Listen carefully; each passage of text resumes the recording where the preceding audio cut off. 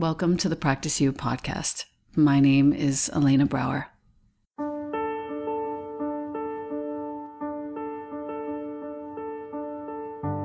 Together, we'll explore and enjoy content and conversations around mastering transitions in our relations, our wellness, our careers, our families, and especially in our missions and visions. You are invited to learn and love and listen with me. Welcome to Practice You.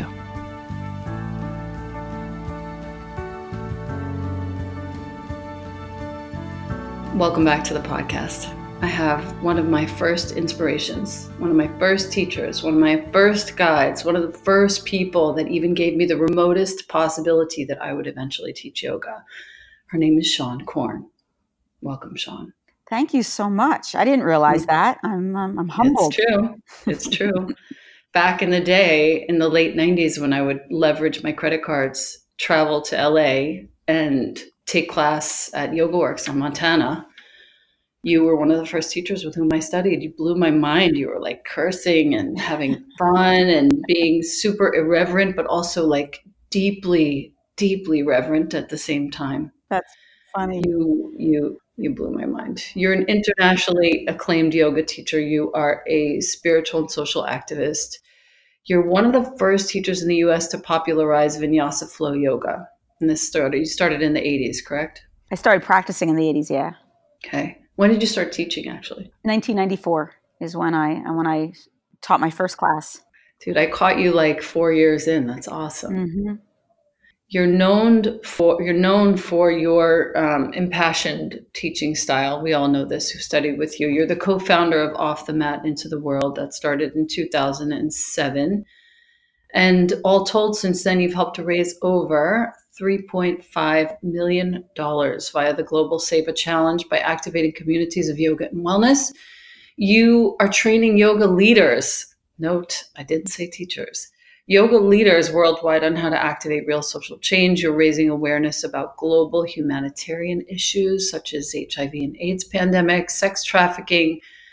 You also created a few other things. The yoga program at Children of the Night, which is a shelter that houses and educates adolescent prostitutes. God bless you. You were named in 2005 the National Yoga Ambassador for Youth AIDS. In 2013, you received the Global Green International Environmental Leadership Award and the Humanitarian Award by the Smithsonian Institute. Come on, girl. But your book, Revolution of the Soul, is what we're here to talk about.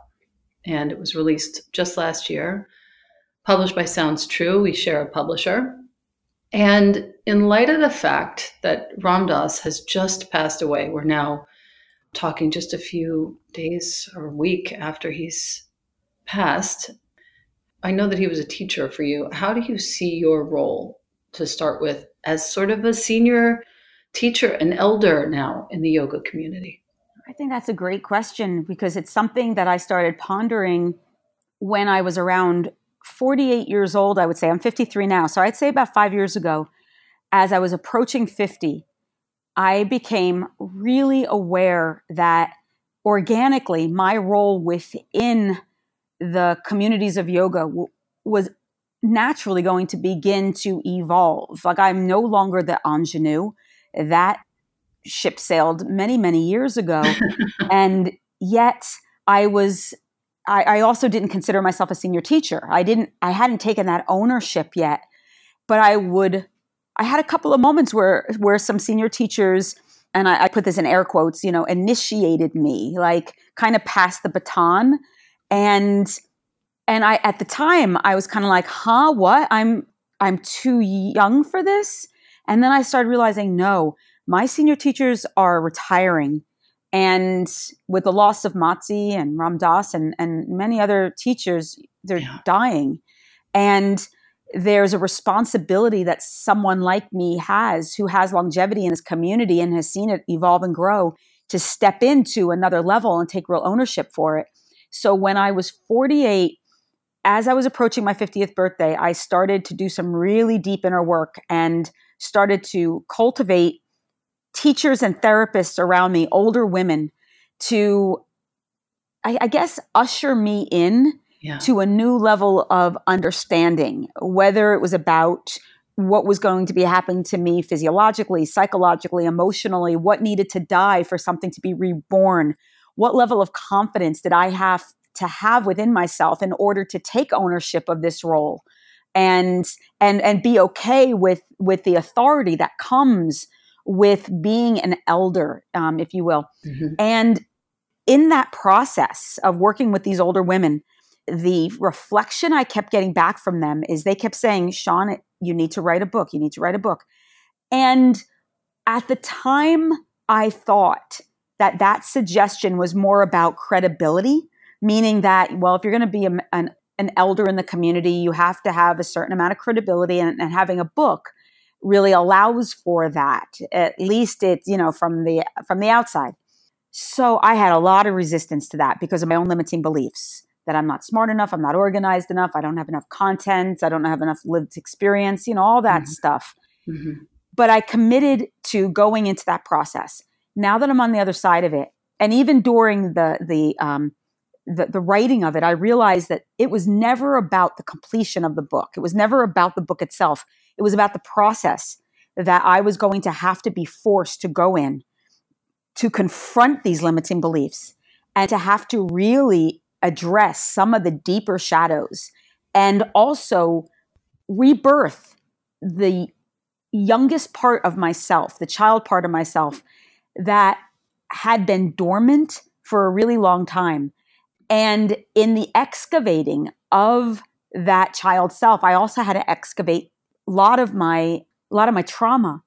And it was through having to be present to that trauma in a different way that I really healed, confronted my limiting beliefs, reframed some of the narratives that I had, some of the stories that I hadn't been willing to go towards because, quite frankly, my role as a teacher and the identity that role affords lets me bypass some of those stories, meaning that I can tell you how I feel without actually having to feel anything.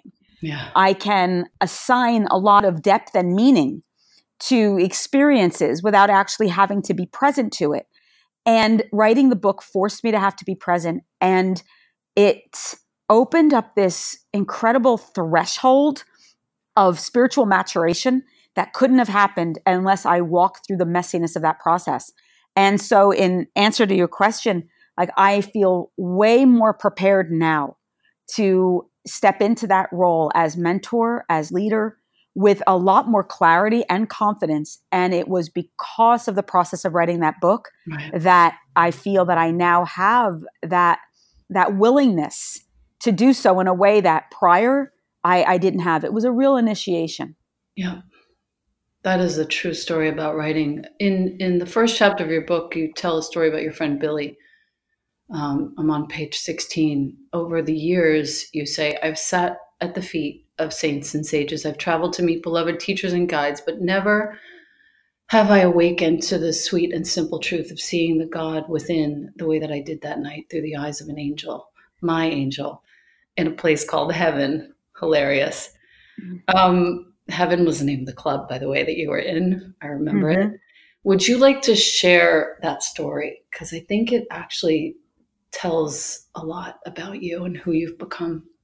Well, that story is, it was really it's how in some ways, how I launched the book, because I've been telling the story of Billy for many, many years because of the deep influence that teaching had on the way in which I show up in the world. That, like you had said earlier, I straddled that line between irreverence and being very reverent, very seeing the holy and the sacred in all things, and also kind of being in on the joke at the same time. Right. And I had a real resistance to religion. It wasn't the way I wasn't raised with religion. I had a lot of fear and superstition around it.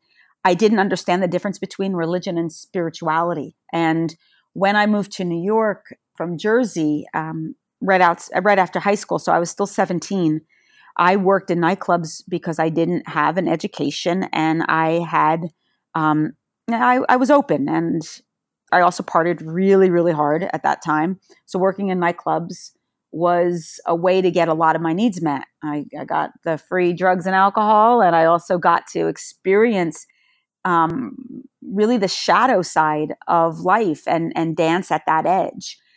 So I worked in an all-male gay sex club. It was in the rectory of Limelight, which was a very famous nightclub in a church. Right. And Heaven was a private club. I worked there behind the bar, and Billy was a man who came into the bar most nights, and African-American man, gay. Billy, though, was, he had grown up in Ohio and had been ostracized from his church and his community when he came out and came to live in New York, just to be able to be in his truth. There was a lot of melancholy about Billy, but he was also open and joyous and loved me, and would give me a very hard time about my drug use. We became very close friends. And what I write about in the book is a singular event that happened that really shifted the trajectory of my life, although I couldn't have known it at that time. And that's why I talk about angels showing up in very peculiar ways to help to launch you into your destiny. And Billy was that for me. And what had happened is he came into the club. I hadn't seen him in a while. He looked very frail. And when I went to hug him, I noticed open sores on his neck and shoulders. And when I asked what it was, he told me they were symptomatic of his disease, which, of course, back in the late 80s, it was AIDS. And my reaction to hearing that word and to being such close proximity to the symptoms of it, I recoiled and felt deeply ashamed for my reaction and apologized. And so Billy asked me if I wanted to understand more about his disease. And of course I did. And he explained it to me. And I asked him at the end of the conversation what was going to happen. Now, of course, at that time there was no cure. There's no cure today. And I knew the answer, but I guess I was hoping for a different, response. And he looked me square in the eye and told me he was dying. And I asked him if he was afraid. And he told me no, because of his faith in God. And when he said my faith in God, I recoiled again. But this time Billy started laughing. And he said, "Seane, don't you believe in God?" And I told him I didn't. And I explained why. And he listened, and he had so much compassion, and said, "I get it. That's how it was for me too." And then he said, "Seane, would you like to see God right now?" And I remember looking around the club, and I was like, now, here? There's men dancing naked. They're making out. It's like the last place that you would think that God would inhabit. And so I said, "Yeah, you show me God here." And so Billy started to point to different people in the club. Danny the Wonder Pony, some white guy that used to come into the club and with a saddle on his back and and chaps, and he was naked, and for $1 you can climb on his back and hit him with a switch. And Billy points to this person and says, "God's right there." And then he points to Violet, who was known then. We would have referred to Violet then as a cross-dresser, but now we understand Violet to be transgender. And Billy pointed to Violet and said, "God's right there." And then pointed to two guys that were like dressed. They look like Wall Street dudes, and arguing over a pitcher of beer. And Billy said, "God's right there." And then Billy took his hand and he put it on my heart. Or put it on his heart. He took his hand, put it on my heart, mine on his, and then said, "Seane, God's right here." He said, "I'm going to tell you something, and I hope you remember this the whole of your life." He said, "Ignore the story and see the soul, and remember to love. You'll never regret it." And those two sentences shifted something in me, because he continued then to say, he said, "All of this is just a story. It's not who we are."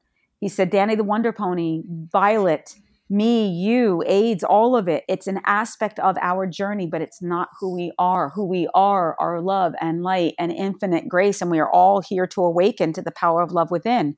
Everything else is just lessons to learn and karma to burn and opportunities for this spiritual maturation. None of it's bad," because he wanted me to understand that all of us in time, in a timeline that's between each soul and the God of their own understanding, is what's going to lead to understanding love. So all moments are holy, all beings are sacred. And obviously I'm paraphrasing what he said, but in essence, he was helping me to understand that God is not just in the light. it's in the grit, it's in the grotesque, it's in the heartbreak, it's in the loss. And only when we stand in judgment to that which we don't understand is when we're showing evidence of where God is missing within our own perception. And that shifted something huge for me, because it helped me to understand that it's all a story, and that our work is to not put too much value in the narrative itself, but to look at the individual soul with deep empathy and appreciation, because as Ram Dass says, we're all just walking each other home. Right. I want to skip around a little bit in the book, even though my notes are chronological, but I want to skip around. Chapter 7, just to like open and close this book. You speak about your experiences with Pattabhi Jois. You talked with Shannon Algeo on his podcast too. And you mentioned the role of therapy in helping you learn all the coping mechanisms that you have now for dealing with potentially re-traumatizing situations. And you talked about, like, I hadn't read any personal recountings, but on page 121, you talk about the particular moment where you were able to finally say to Pattabhi Jois, stop. Like, don't touch me like that. That is not okay for me. So many women never took that chance. That we all had that chance, but so many didn't take that chance. Do you feel like talking about that at all? Because I feel like that's something that people should hear and know. Yeah, of course. Writing that chapter was very, very hard for me. I'd been talking about Pattabhi, amongst my circle for years and years. And if someone cared to ask, it was like, yeah, absolutely, that happened, and that's the truth. But to write it in a book and to have to go into the details of it felt very intimidating. And I skirted around. Here I am writing a whole chapter about, finding the God within, and or finding the guru within, and also talking about the hypocrisy of the guru, or the danger of the guru-disciple relationship and why. And yet I'm avoiding the story itself. And there was a moment where I wrote in the chapter about how this kind of behavior exists today, this imbalance of power. And unless we speak out about it, then we are complicit to that particular danger and a part of the problem. And all of a sudden I realized, like, son of a bitch, like, I'm complicit because I refuse to be specific. And I remember all the women coming forward over the last few years, women that I don't necessarily know, but they were writing blogs and getting thrashed online, and mostly by other men. And I would read what they were saying, and I'd think to myself, they're not lying. I was there. That's exactly what went down. Yeah. But these women lost their jobs. These women were vilified. These women were ostracized from their communities. Wow. They were called liars. They were told that the world is an illusion, and you project onto the world that which is within yourself. And I realized that as I processed my resistance to writing the story, I knew it was because I didn't want to hurt, or it wasn't so much hurting. I didn't want to be ostracized by some of the mentors in my life who I love, who are very protective of the legacy of Pattabhi Jois.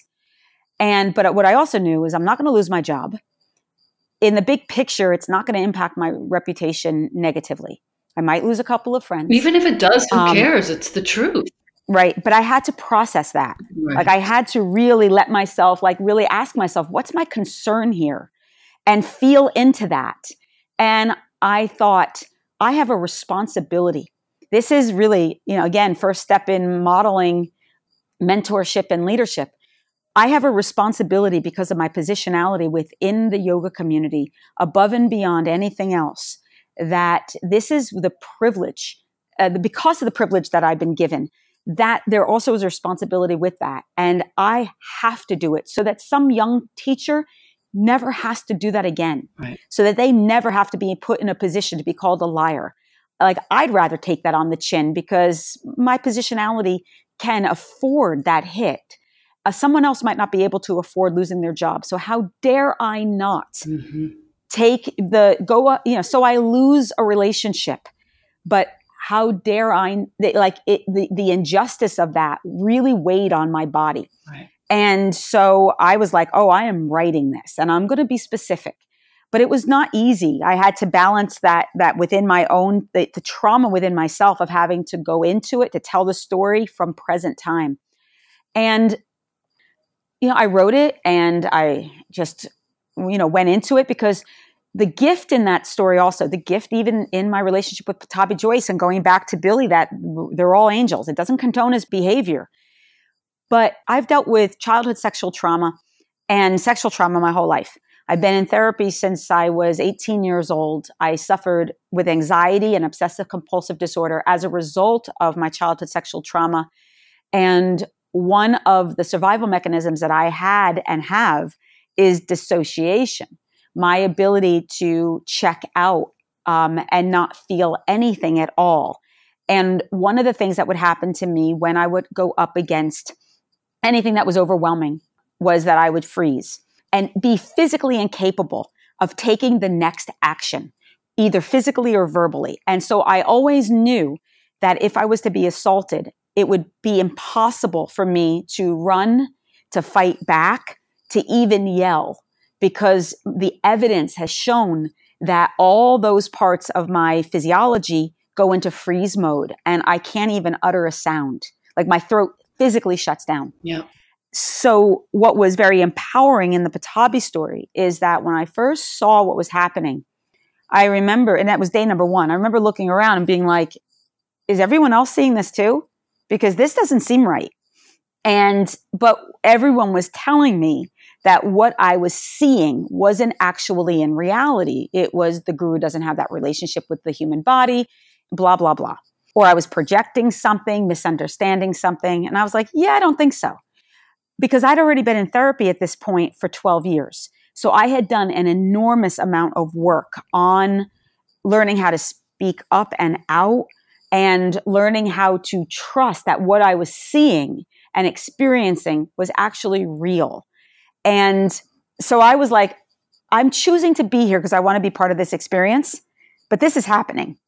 So the first time it happened to me, I went into that dissociation, meaning that I said out loud that I remember the first time it happened. I didn't write about this in the book. But the first thing that I said spontaneously was, and it was sarcastic, but it was, lovely. Just like that. So it was sarcasm, which was, kind of my passive aggressive way of like acknowledging that this thing just happened. Totally. But it was also shocking to me that something actually physically came out of my mouth that acknowledged it at all. And the next couple of times that it happened, I didn't say anything, but I was enraged because I knew this is not okay. It was that moment, though, when he was on my back and I can feel his penis up against my sacrum, and I could feel like this is happening and I'm trapped under the weight. Yeah. Where it happened so spontaneously and my hand reached out and I smacked him and yelled to stop. And then there was dialogue that went back and forth between him and Sharat, and Patabi climbed off of me. Not in English, no. And Patabi never touched me again. But literally, it was a punishment. It was an absolute punishment. He did not touch me. He would not look at me, nothing until I left. Sharat, on the other hand, went above and beyond to be a gentleman and to be focused and professional. And I don't know what his role, he was only 19 or so at that time. But his soul knew what was going on. It's clear from the tone that he used. Yeah. Well, that he was reprimanding him. When recently Sharat wrote just a few weeks before my book came out, Sharat wrote a piece online on Instagram, an apology. Wow. And acknowledging what was happening. And it was such a relief because I knew that when my book came out after what I wrote, that I was going to take a big hit, especially within the Ashtanga community. And I wasn't looking forward to it, but I was prepared. And I had already at that point taken some hits from some of my senior teachers who had read the book prior, who had read the chapter prior, and were trying to desperately get me to take that out. And it was a really uncomfortable time for me because everything that I thought was going to happen was starting to happen. So when Sharat came forward and acknowledged what his grandfather did and made a public apology, and it wasn't perfect. I mean, it wasn't, but it was for someone not as a senior teacher, but someone who was actually victimized by Patabi. I immediately responded with just thank you. I didn't explain. I didn't go into it. I didn't feel the need to have to get into the whole story with the public. I figured, they'll find out soon enough. But I just responded, thank you. Because it's all I needed to hear was an acknowledgement that this happened, and that once Sharat acknowledged it, no one else, all the senior teachers who were, saying that, I was a liar, there was no place for them to go except to take ownership for their own complicity and their own denial. And so it was important for me. I hope it was important it took an exhale out for some of the other women who have had this impact, had this experience, and had felt vilified. I'm proud of the chapter, even though it was re-traumatizing to have to share so much about my own, not so much about Patabi, but the intricacies of the dissociation and the journey that someone who experiences sexual trauma goes through in order to come through the other side. That it's not like, well, why don't you just fight them back? Why don't you just say something? Trauma runs deep in the body, and there's some real physiological impacts that you have to work through before you can break through. Yeah. And you spent all that time in therapy. I'm going to name him Norman. So sweet. All the ways in which you reference him in the book are so nice. I think it will help a lot of women and men who resist having a therapist. That's still happening, and see that what a benefit it is to have somebody with whom to bounce ideas and assumptions and grievances and perceptions, and perhaps be introduced to another way to look. I always say to people, like, if you have the resources, if you can afford it, or if you can have a life coach or get into the program, something. But I always tell them that if someone wants to learn to get their leg behind their head, they're going to come to someone like me or you, someone who has training, someone who has experience, someone who understands anatomy, and be able to look at their bodies and explain, well, here are the steps you have to take physically, emotionally, psychologically, in order to prepare your body to be able to move in that particular direction.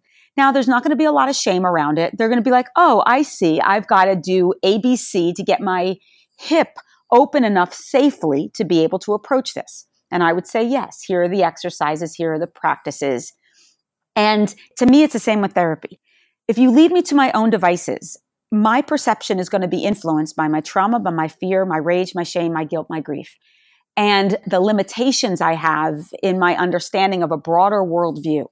So I'm going to hire someone who has that experience and that knowledge, who's going to be able to hear my perception and mindfully guide me into just a broader understanding in a timeline that my nervous system can handle.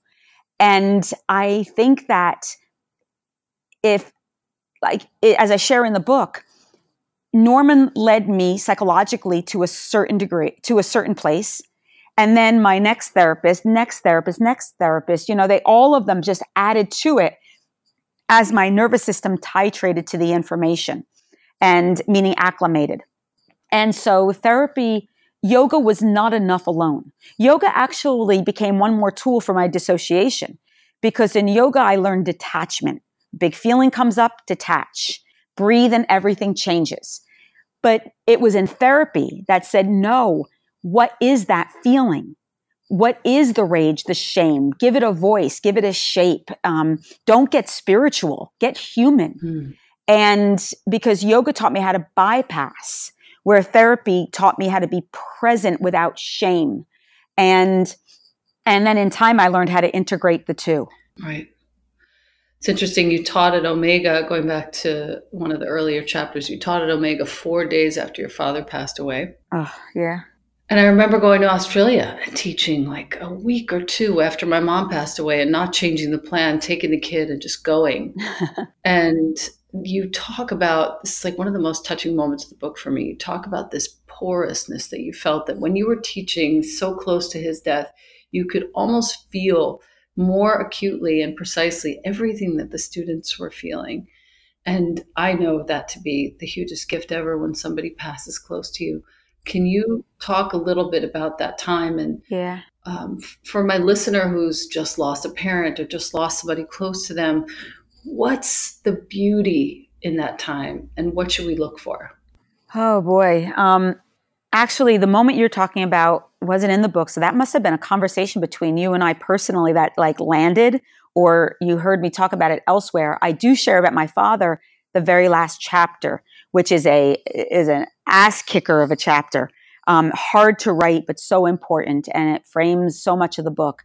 But the moment that you're referring to was, I really thought that, as you know, I thought with all the skills that I have, that I would be able just to get on with it. My dad was a yoga teacher. He really helped me to walk through his death and dying. But when he died, so much got excavated. It was such a deep initiation.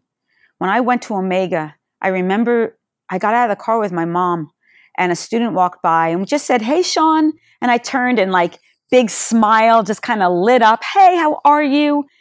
And I turned back to my mom and my eyes filled with tears and my hands started to shake because I realized there was normally when I teach, there's a screen door between me and everyone else. There's just this natural barrier that it's just an energetic boundary. It didn't exist. I felt everything. I felt their humanity.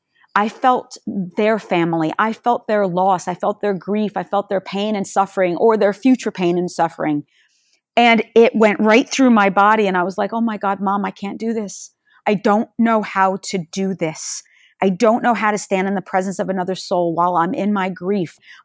It was all so raw and new. And I'm emotional even thinking about it because it was so, I had to pull up the strongest, I had to suppress the most vulnerable part of myself and pull up I don't even want to use the word strong because quite frankly, I don't think it was that. It was just resiliency to be able to get through this weekend. But the most powerful thing happened because everyone knew my dad died and everyone was being really great and checking in and everything. But, it was like lights were on, but no one was home because I knew I was going to fucking crack. Right. And the last class, it was a women's only class and there were hundreds of people in that room. And I hadn't publicly mentioned anything about my dad. And it was the very last prayer. And I don't know where it came from within me, but I was offering a prayer. And then I said, "If you would, I would love to offer, and I'd love to send out an om to my," and I couldn't say the word. And like, I remember my mouth tightening and starting to quiver and I couldn't say the word father.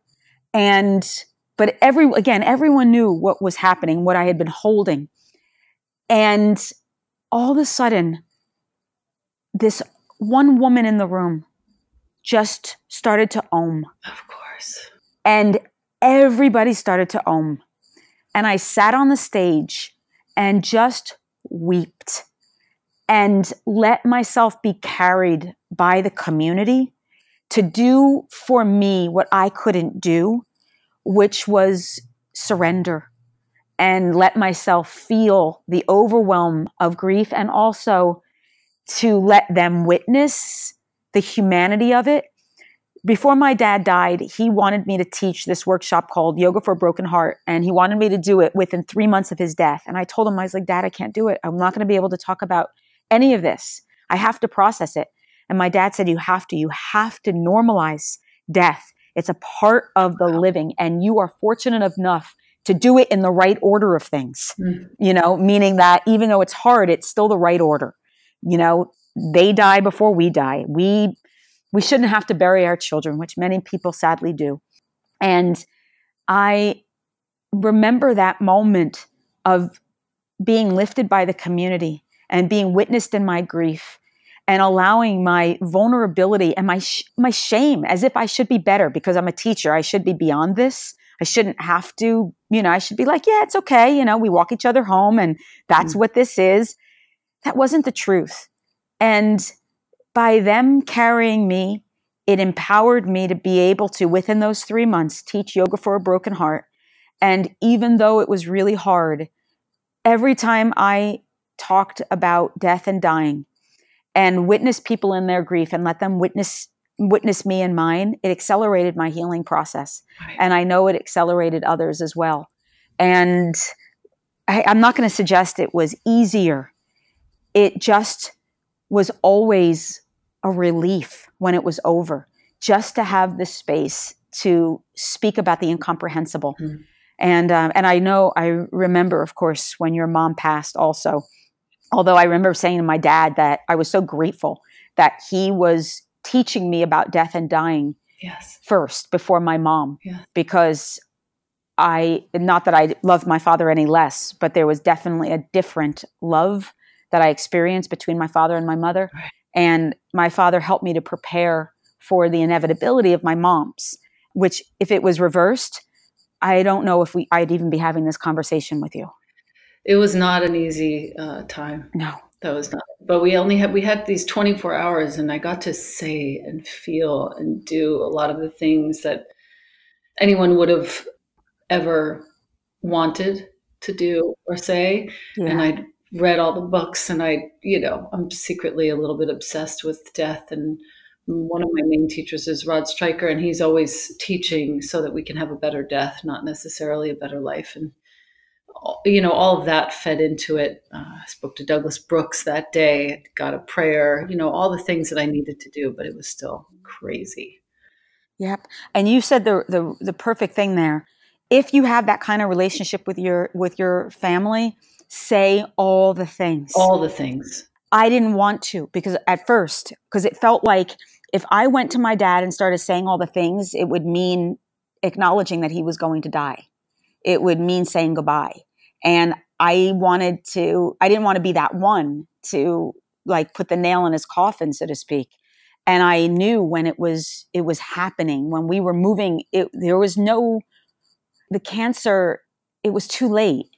And I knew I had to be the one to go to him and say, I'm so sad and I'm so scared. I'm going to miss you so much. And here's all that I love.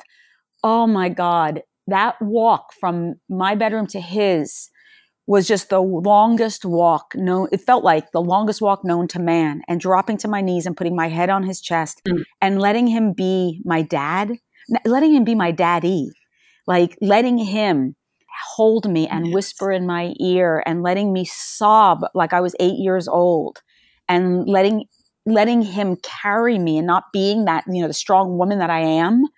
Or the identity of that, surrendering it and letting him hold space for his daughter was one of the best gifts that I gave him and myself. So anyone who's listening, who's walking through this, I know I can speak for you with this, is our hearts are with you on this. Definitely. It is hard and it is messy and it is heartbreaking, and your heart will crack open and you will experience a whole other level of humility and love and grace that only death can open us to, in the same way I imagine birth opens us to. And the grief process that first year sucked. And then it gets different. And I feel my father in my physical body in a way that I never did when he was alive. And I experience things in life that in the past I wouldn't have enjoyed or been interested in, but I know my dad would. And as long as I'm alive and breathe, I know my father is still experiencing this world. And so I my dad lives, as long as I live and hold the world with curiosity, it's like, Daddy, this one's for you. And I know that he's enjoying himself through me. Right. And so my heart is with anyone listening right now who's just feeling into this, because it's a rough ride, but we heal and we love and we forgive and we remember well, and they are truly with us always. Thank you for that. Oh, you just fucked me up with this conversation. Oh, dude, I've cried 3 times already. I'm playing it super cool, but I have tears streaming down my face right now. Good grief. Last thing, page 210 is where I'm at right now in your book. You say, quote, do your inner work. You may need to dismantle the systems within first, balancing those fundamental forces yoga calls the gunas over and over again that keep you from truly committing to justice. Now, I've read Mindful of Race. I've interviewed Ruth King. I'm obsessed with her. We had a beautiful conversation about mobilizing collective consciousness around racial conditioning. And I had a big awakening, and, my kid had a big awakening. She uses mindfulness to reprogram our nervous system, deconstruct things. Your mission has always impressed me in this regard, because somehow you get all of this justice work into the asana practice. And I would love for you to just talk a little bit for the teacher who's listening and the student who's listening about how that came about, what it is for you now, how it's evolved, perhaps. I think that's the evolution that I experienced in yoga. And then this interesting hypocrisy, this moment of like hearing we're all one. And knowing that on an energetic level, of course, that's true. But looking around the world and thinking like, really? Because I seem to have a lot more access to resources and safety and peace than most people in this world. Yeah. And I would, so much of the context of yoga is about the eradication of suffering. And yet I was also simultaneously aware of my participation in that suffering. And I would hear teachers say things like, we can't be free unless we're all free, and that our liberation is bound. And it was so clear to me, it's about action. These are just words. Without action, these are words. And the system is designed to keep people oppressed. And I am a part of that system because I benefit from those systems that support people like me who are in the dominant culture. And I thought, oh my God, where is it then within the context of yoga that talks to this?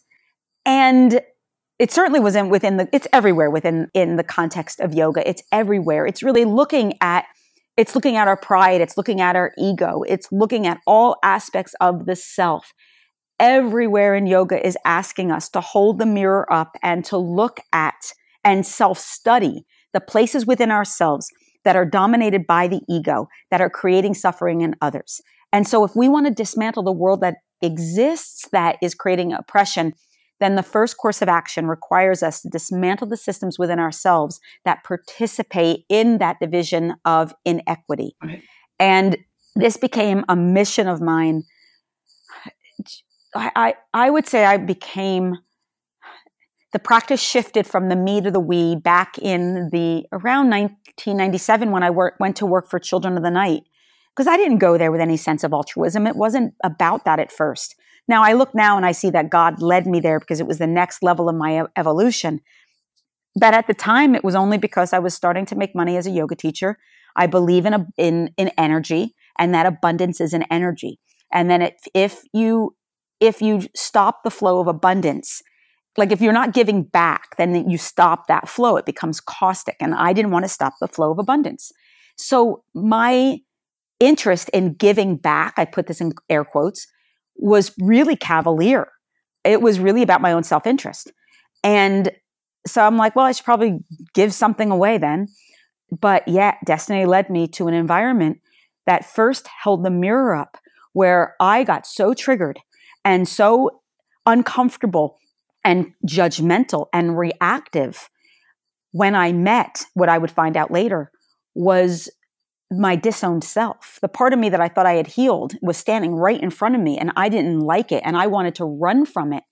And yet by running from it, then once again, I am a part of creating this suffering, because it was scaring me what I was going to have to face within myself. And then it just continued to evolve, this sense of me. At first it was helping. I'll help people. And then realizing that actually, without unpacking that, my helping is the perpetuation of white supremacy. Right. And it was like, son of a bitch. So now I have to unpack that. And now I have to look at power and privilege. And now I have to look at my own internalized racism. And now I have to look at, well, if I believe no separation of the mind body, then I'm holding on to the prejudice and the stereotyping and the racism, sexism, homophobia, transphobia, etc., of my culture, of my religion, of my grandmother and ancestry. And that lives within me too. And that's yoga teaches me then to, going back to this idea of normalizing it, we can't change it unless we can see it. So I need to normalize it and instead of saying, well, I'm not racist, say, of course I'm racist. There's no way that I can't be if I believe in the mind-body connection.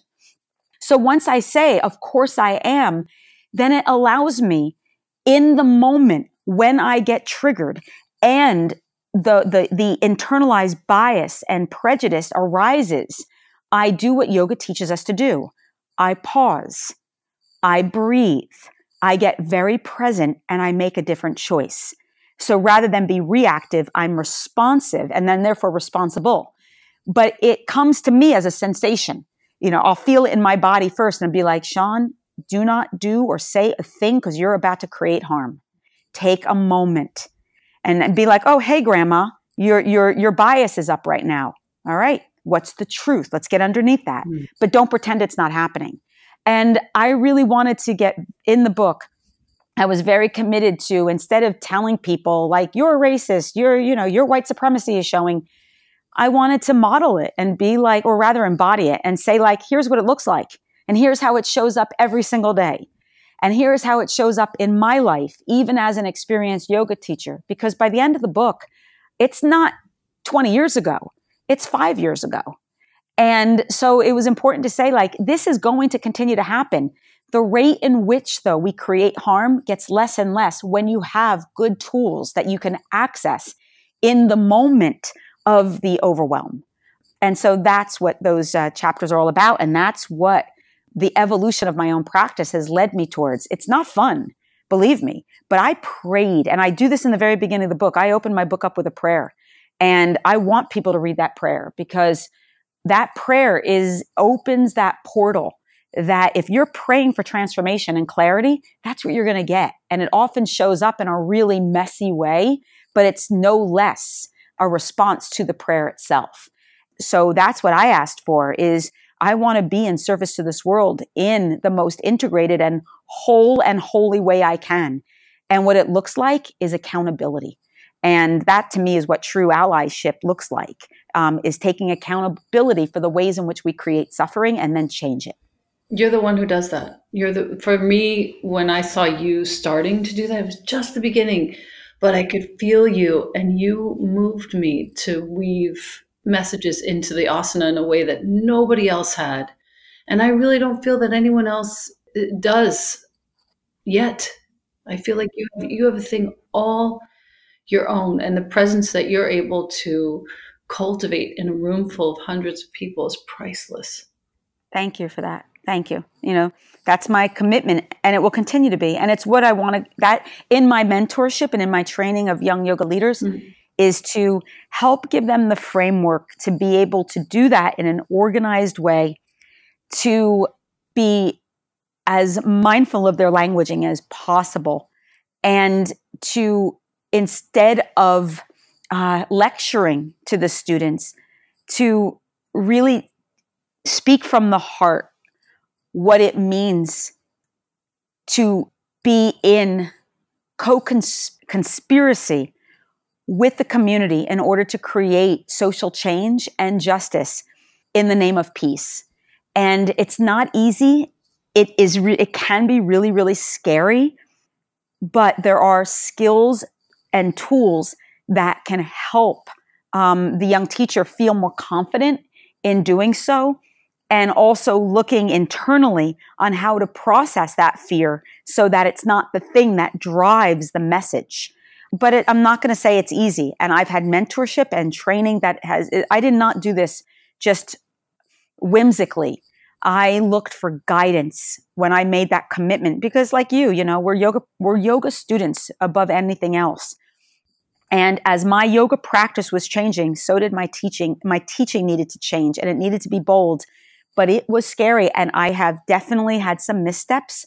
I've made massive mistakes, which, I don't hesitate to share in the book. But I don't regret any of them, because they helped me to ask the right questions and to find the people to help me unpack those answers with more skill. Last two questions. Who are your main mentors at this time? And if you had to leave a young yoga leader with one thing, one bit to either avoid or amplify, those are your last two questions. Oh, who are my main? Well, in the book I shared, Mona Miller was probably the most influential person in my life, and I worked with her for about 11 years until she passed. And she's still, through her books and her lectures, like, she's still the one who I call to in my meditations, in my prayers, and in my dreams for guidance and for support. The leaders that I'm most inspired by are the social justice leaders that exist, within Theo Drake, Jacoby Ballard, Susanna Bart. I'm not going to pronounce her last name correctly. Barkataki, thank you. Nikki Myers, Ardub. These are teachers in the communities of yoga that are committed to bridging the gap between yoga, social justice, speaking to folks on the margins. They may not have the same visibility as someone like myself, but their words, their messages, their commitment to social change and understanding the way in which it connects directly to yoga is where I get both my motivation, my inspiration, and my courage. These are often folks on the margins who have way more at risk than I do. Those are the folks who inspire me most, because if they can speak truth to power, then how dare I not? And spiritually, the teachers that I resonate with, Panditji, Rod Stryker, Sri Aurobindo and the Mother will always be strong guides for me because of their own commitment to service and social change. Those are the spiritual teachers that still influence and guide. Matti Ezrati, who died recently, has always been a big teacher to me, as well as Eddie Modestini, and Lisa Walford. These are the teachers that I turn to when I need either physical, emotional, spiritual guidance or support. Chuck Miller has always been a dear teacher to me as well, and will continue to be going forward. Yeah, those are some of the people that I turn towards. And what I would say to a young yoga teacher: do the work. Never, ever stop doing the work. Yoga's never been for me about the rainbow. It's not all bliss and harmony and, infinite transcendence every single day. It's messy and bloody, and it can be brutal, and it can pull back the veils of illusion to reveal the sacred, which is that the messy and the bloody and the incomprehensible is equally holy to that of the bliss. And our work is to be in relationship to both, to see the sacred in both, and to honor the human experience as it is, as blessed and divine, and to develop as much empathy for your own journey as possible, because it will require that to be able to stand in the presence of another soul when they're in their shadow and hold them in holiness and in love. And so do your work, find your teachers, keep evolving, keep growing. Don't be afraid to get your ass handed to you again and again and again. Keep getting up, say you're sorry often, be humble in this process, and trust that you're exactly where you're supposed to be, doing the work you're supposed to be doing, and always stay open to the new teachers as they reveal themselves, because they will. And only when you're available to it will you be able to say yes to opening yourself to their guidance. Thank you. Yeah. Thank you. Thank you for everything, all the work, all the years. It's been so many years for me, just watching and learning and being near, being far. Thank you so much from all of us.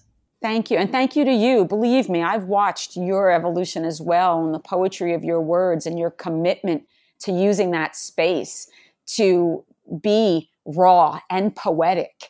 And I've witnessed it firsthand in your classes, your ability to articulate some of the complexities of the spiritual practice in a way that lands not in someone's head, but in someone's heart via the body.